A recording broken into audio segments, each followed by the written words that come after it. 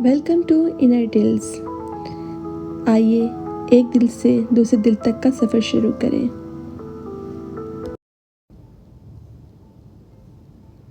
आज की कहानी का टाइटल है छुपे जज्बात के रंग।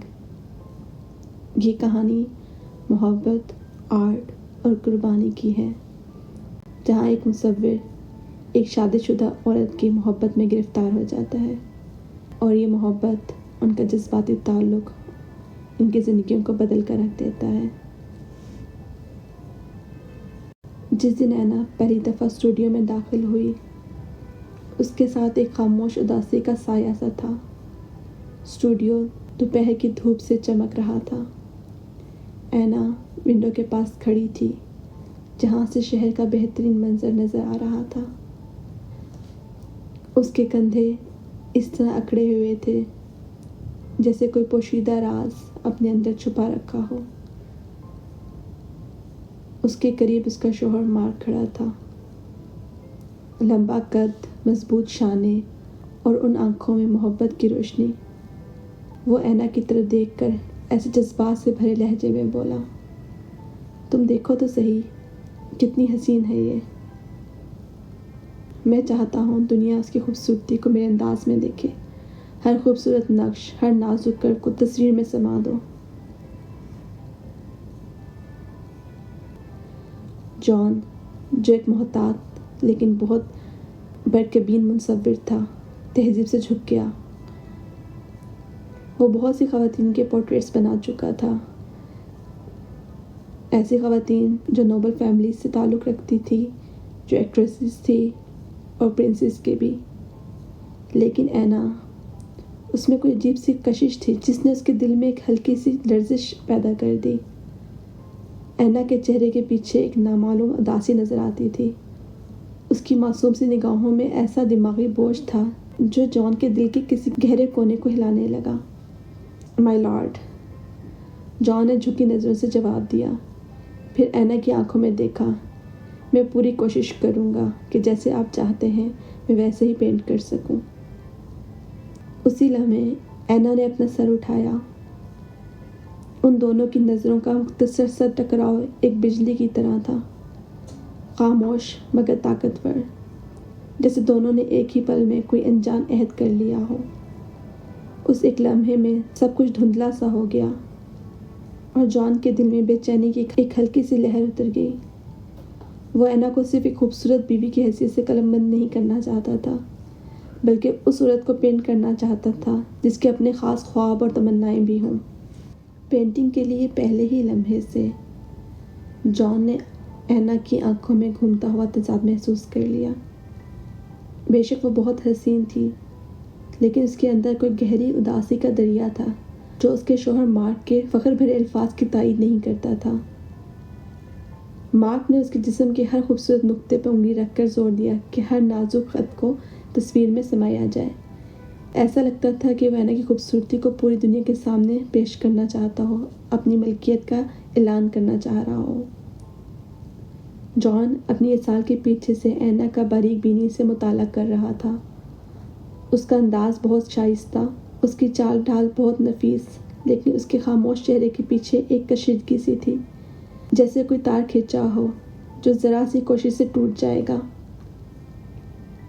जब मार्क बिजनेस कॉल के लिए कमरे से बाहर गया, ऐना ने एक हल्का सा सुकून का सांस लिया।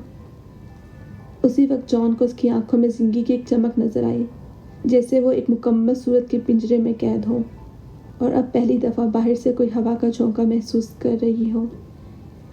यही चमक जॉन के दिल में एक शोला भड़का गई, ऐसा शोला जिससे मालूम था कि बहुत जल्दी एक ख़तरनाक सूरत इख्तियार कर जाएगा। तीसरे दिन तक जॉन की पेंटिंग के लिए इंटेंसिटी बढ़ती जा रही थी। वो साफ दिखाई दे रही थी। जॉन चारकोल से ऐना के चेहरे और जिस्म की खाका निगारी करता रहा। हल्का हल्का रंग भी यूज़ कर रहा था ताकि उसकी गाल और आंखों का नक्श नुमाया हो। जब भी वो ऐना के होंठों पर ब्रश फेरता, उसका दिल धड़क उठता, जैसे उन होंठों के ख्याल से ही उसके अंदर एक हल्की सी घबराहट पैदा हो रही हो। उन दोनों के दरमियान गुफ्तगू तो बहुत मोहतात और सरसरी थी। جیسے کہ تھوڑا سا سر اٹھا لیں یا نیچے جھک جائیں، لیکن ان الفاظ کے پیچھے ہوا میں ایک انجان قسم کی تیز دھڑکن موجود تھی۔ ایسا محسوس ہوتا تھا جیسے ہر برش کا ہر اسٹروک ایک خاموش اقرار ہو، اتنا ہی قریب جیسے دو لوگ بے آواز راز و نیاز کر رہے ہوں۔ اس دوپہر مارک کو اچانک ایک ضروری کام کے سلسلے میں جانا پڑا اور جان اور اینا دونوں سورج کی روشنی سے بھرے اسٹوڈیو میں اکیلے رہ گئے۔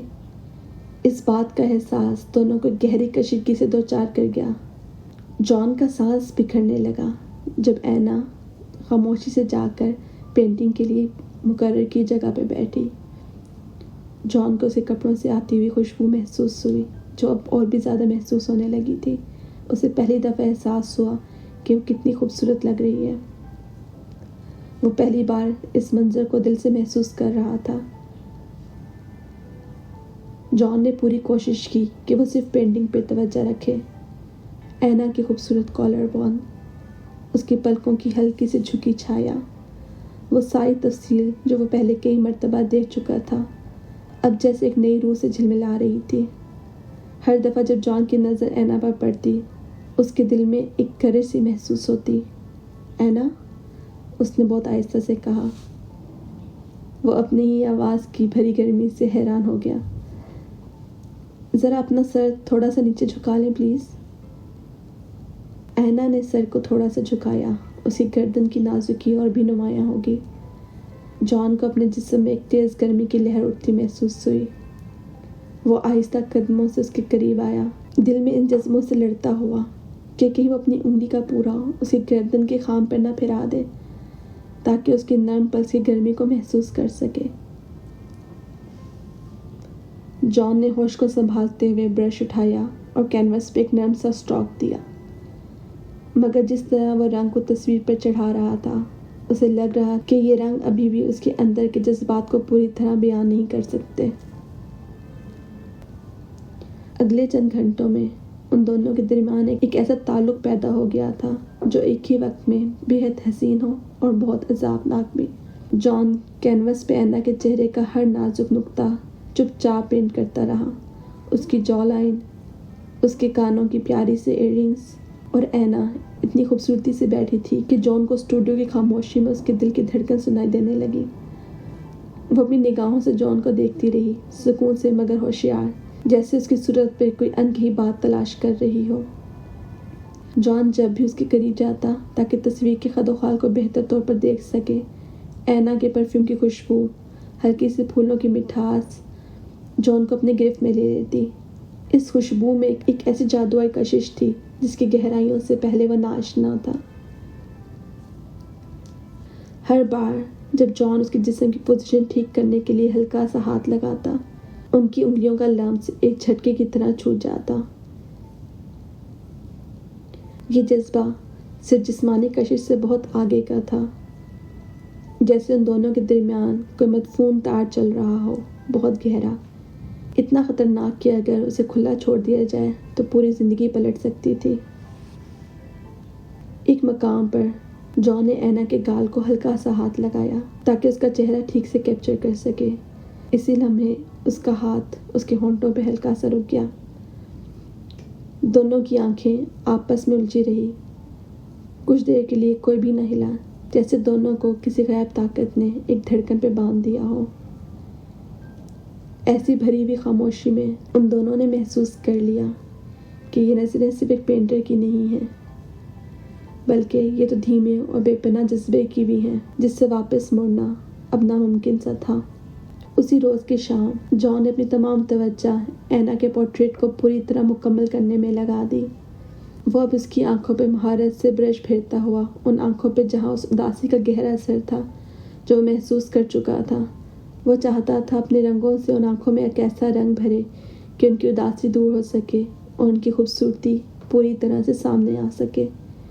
ایک وقت پہ جیسے ہی دھوپ تھوڑی کم ہوئی، اینا نے ہلکی سی آواز میں کہا۔ اس کی بات جان کو چھو گئی۔ کیا آپ مجھ میں وہ دیکھ رہے ہیں جو باقی لوگ نہ دیکھ سکے؟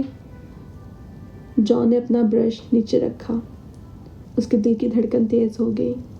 میں دیکھ رہا ہوں کہ آپ کے اندر کی خوبصورتی اس سے بھی بہت زیادہ ہے جس کی پرواہ آپ کے شوہر کو ہے۔ اینا کے گالوں پہ ہلکی سی سرخی پھیل گئی.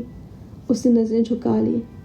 مجھے کبھی کسی نے اس طرح نہیں دیکھا، جیسے آپ میرے اندر چھپے ہوئے راز کو تلاش کر رہے ہوں. جان کے ہاتھ میں ایک گرمی سی دوڑی. اس کا دل چاہتا تھا کہ وہ صرف اس کی انگلیوں سے اینا کا چہرے کو چھو سکے، مگر اس نے خود کو سنبھال لیا. وہ بس اپنے بالوں میں ہاتھ پھیرتا رہا، پھر اپنی آواز سے خود کو کنٹرول کرنے کی کوشش کرتا رہا. میں صرف وہی پینٹ کر رہا ہوں جو میں دیکھ رہا ہوں، اور مجھے بہت کچھ نظر آ رہا ہے، شاید وہ بھی جتنا مجھے دیکھنا نہیں چاہیے. ان دونوں کی نظریں ایک دفعہ پھر ملی، جیسے بیچ میں کوئی بجلی چمک گئی ہو. اینا نے خاموشی سے اپنا گلا خشک ہوتا محسوس کیا، اور جان نے اس کے سینے کے اتار چڑھاؤ کو دیکھتے ہوئے اپنی سانسوں کی دھڑکن تیز ہوتی پائی. یہ ایک ایسا لمحہ تھا جو ان دونوں کو بالکل کھلا اور بے نقاب کر رہا تھا، جیسے ان جذبات سے مکمل طور پر دونوں ڈوب جانے کو تیار ہوں.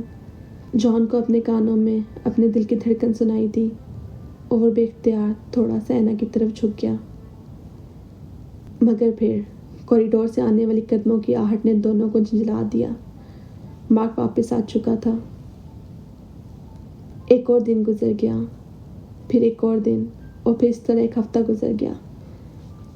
مارک کسی بزنس میٹنگ یا اچانک کسی کام کی وجہ سے باہر نکل جاتا. اس طرح جان اور اینا کو اکثر لمبی دیر تک اسٹوڈیو میں اکیلے رہنے کا موقع ملنے لگا.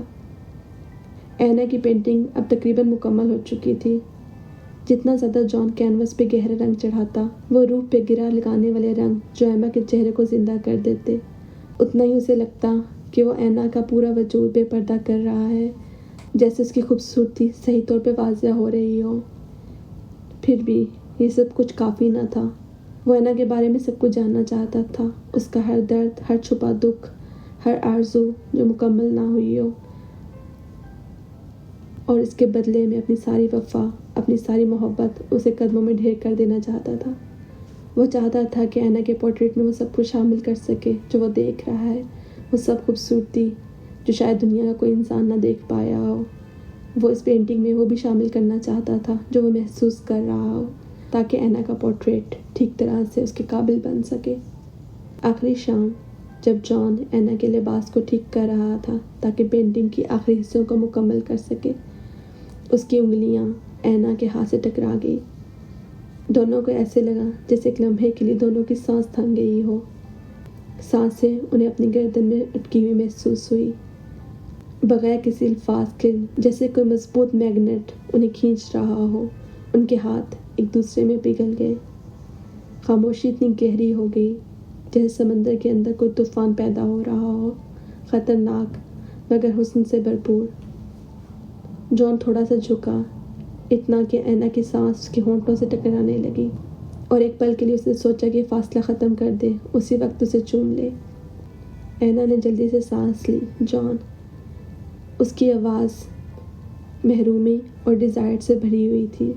مجھے سمجھ نہیں آ رہی کہ، لیکن اس کے الفاظ ادھورے رہ گئے کیونکہ جان کی انگلیوں نے اس کے گال کو بہت ہی نازک انداز سے چھوا، بالکل پر کی طرح ہلکا ہلکا، لیکن اتنی شدت سے بھرپور کہ دونوں کے دل سے ایک سرسراہٹ اٹھی، جیسے خود یہ پینٹنگ اس منظر کی تمنا کر رہی ہو، اور یہ تصویر تب تک مکمل نہ ہو سکتی ہو جب تک ان دونوں کے درمیان ابلنے والی یہ آگ اپنا زخم کھول کر نہ رکھ دے.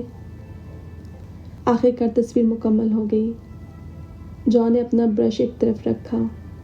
اس کا دل اتنی شدت سے دھڑک رہا تھا جیسے ابھی باہر نکل آئے گا. کانپتے ہاتھوں سے اس نے پینٹنگ کا رخ اینا کی طرف گھمایا. اینا اپنی جگہ سے اٹھی. اس کی نگاہیں تصویر پر پھرنے لگی. کینوس پہ اس کے ہونٹ ہلکے سے کھلے نظر آ رہے تھے. اس کی آنکھوں میں اداسی اور بے قراری کے درمیان کوئی عجیب سا نور جھلک رہا تھا.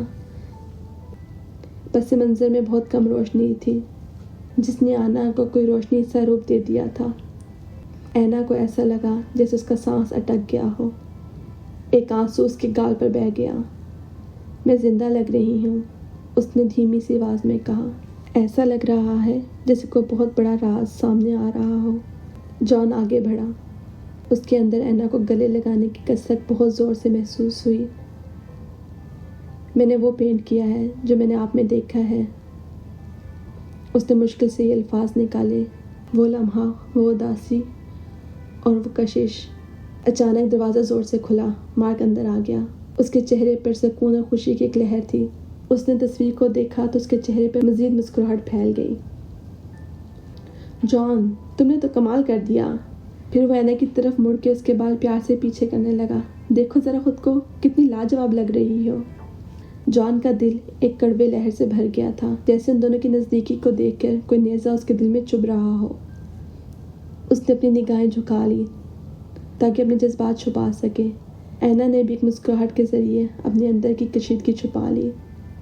ان دونوں کے درمیان اب بھی جو راز تھا وہ ابھی بھی خاموشی سے چپ چاپ دبا ہوا تھا، جیسے دل کے اندر دھڑک رہا ہو اور اس کی آگ ان دونوں کو محسوس ہو رہی ہو۔